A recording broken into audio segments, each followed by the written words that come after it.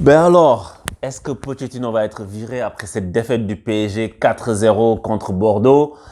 Ah non, le PSG a gagné, ok. Parce que quand vous allez écouter les analyses sur le PSG, vous allez avoir l'impression que le PSG a perdu 5-0 aujourd'hui. Je vous le donne en mille. Ça fait 2 semaines, je pense, que j'écoute plus les analyses sur le PSG parce que c'est toujours la même chose, quoi. C'est toujours la même chose, toujours négatif, même s'il y a des choses négatives à dire, c'est sûr, mais il n'y a pas de balance en fait. Et donc du coup, ça devient redondant et puis ce n'est plus trop pertinent. Donc Paris s'impose contre Bordeaux et ça fait plaisir en fait de voir le Paris Saint-Germain battre Bordeaux à Bordeaux parce que moi j'ai certains mauvais souvenirs à l'époque où j'habitais à Bordeaux et que chaque fois que j'allais au stade, le PSG prenait 3-0, 4-0. L'action, le match où Gourcuff efface toute la défense parisienne, euh, double contact extérieur, pied droit, petit filet opposé, j'étais dans le stade. J'étais dégoûté. Donc, quand on les tape, je suis bien aussi. Donc, il y a des choses qui sont mieux et il y a des choses qui sont toujours les mêmes. En fait, c'est encore un peu fragile. La confiance. Tu sais pourquoi tu vois une différence, et je vais en parler tout à l'heure de City United. Des fois, tu vois une différence entre le PSG qui joue pas comme le Bayern, le PSG qui joue pas comme Liverpool, le PSG qui joue pas comme City.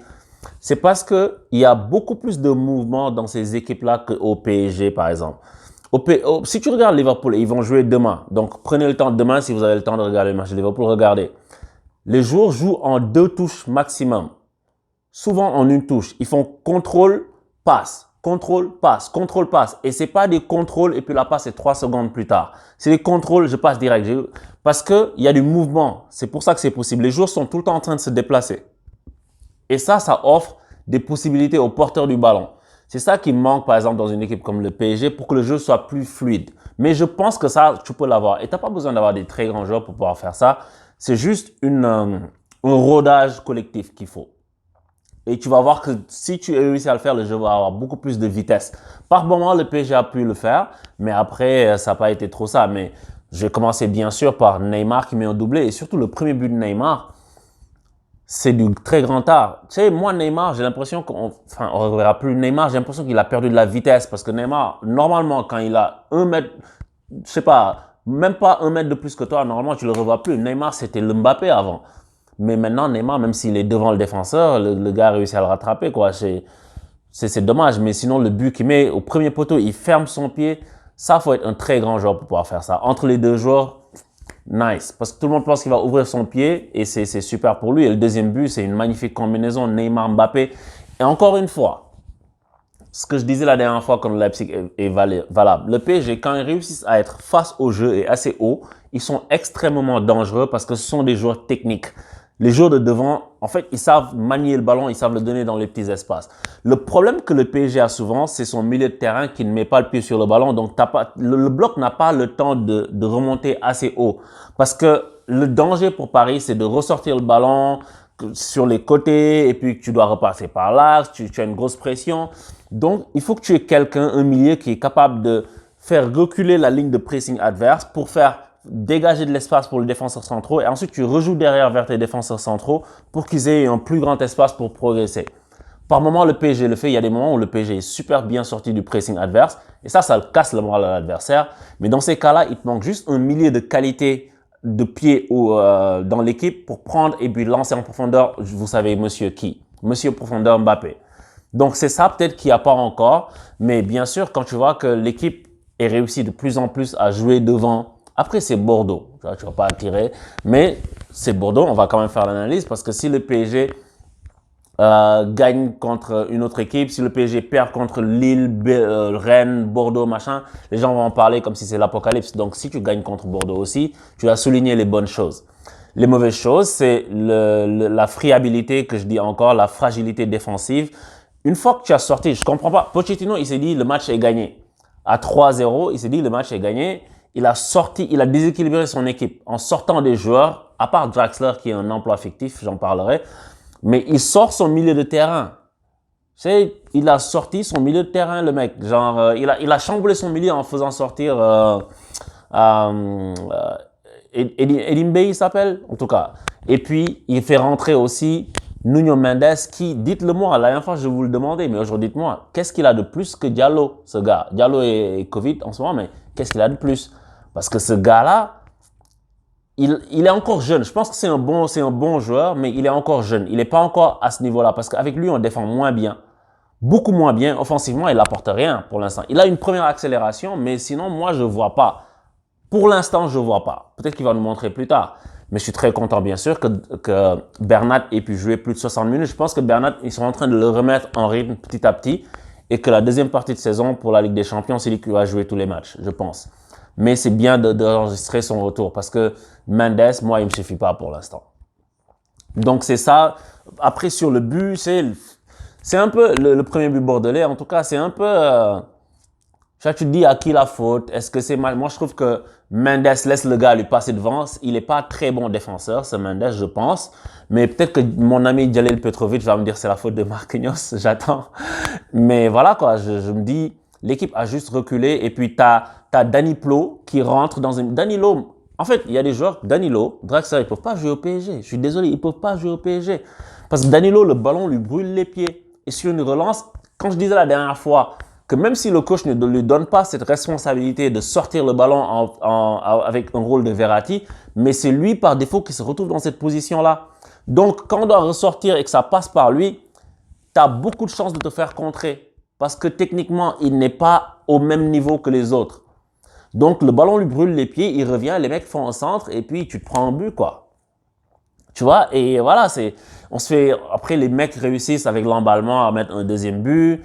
Voilà, après c'était trop tard pour eux, mais moi je dis, c'est ça en fait qu'il faut corriger. Cette friabilité défensive, alors qu'il y a quelques semaines, on était très solide en niveau défensif, même si offensivement ça allait pas.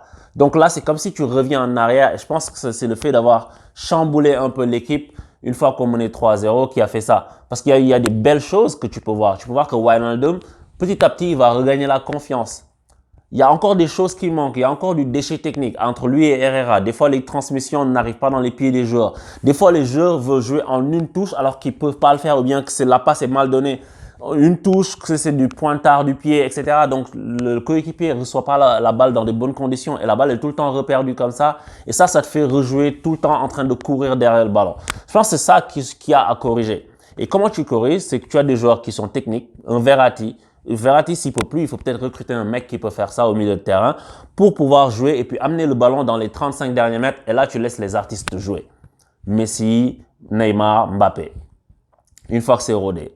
Et je pense que si c'est ça, ça va être très bon.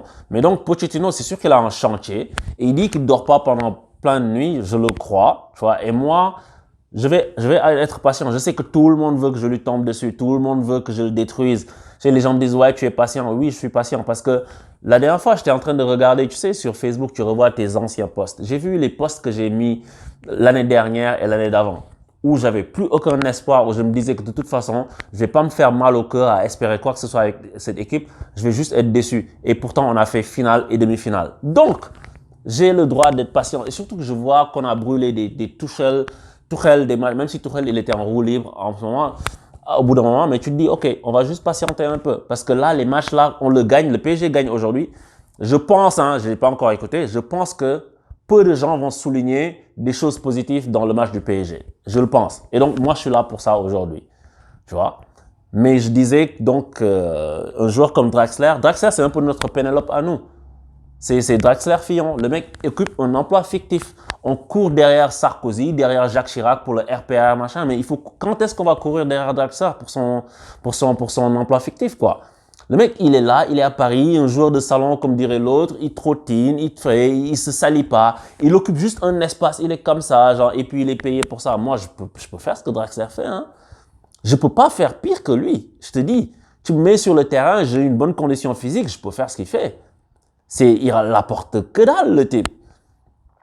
Il a peur d'aller au... Enfin, voilà quoi. Donc ça, ce sont les choses qui vont pas bien. Mais doublé de Neymar, ça va bien. Ça va le remettre en forme, en confiance, etc. On prend toujours. Et puis, on va voir ce qui va se passer dans les prochains trucs. Mais je pense que le coach a appris qu'il fallait pas qu'il déstabilise son équipe comme ça, avec ses changements, parce que l'équipe n'est pas prête encore à supporter des assauts, même si c'est contre Bordeaux. Parce que si tu tombes contre d'autres équipes, tu vas beaucoup plus les subir et tu vas pas avoir de contrôle là-dessus et elles vont te marcher dessus. Contre une équipe comme par exemple contre City, ça me permet de faire une petite bifurcation vers le match de City United. Et je fais pas une analyse complète de ce match-là parce que j'ai vu juste la deuxième mi-temps. Donc, je sais que tout s'est passé en première, les actions, machin. De Gea a beaucoup sauvé, Ronaldo a frappé, le gardien a arrêté. Mais City, la façon dont ils jouent, deuxième mi-temps, ce que j'ai vu, c'est qu'ils ont absolument le contrôle du match. Et ils se sont pas créés d'occasion en deuxième mi-temps, mais ils ont défendu avec le ballon. Vous vous souvenez, dans les vidéos, je disais que des fois, il faut défendre avec le ballon. Le fait de le garder, d'empêcher l'adversaire de l'avoir, de le conserver pendant 2 minutes, machin, ça fait que l'autre, il peut pas être dangereux. Et que l'autre, quand il est dangereux, c'est qu'il a déjà couru pendant 20 minutes pour récupérer le ballon. Dès qu'il le récupère, il pense déjà à récupérer, à souffler, au lieu d'aller te contre-attaquer.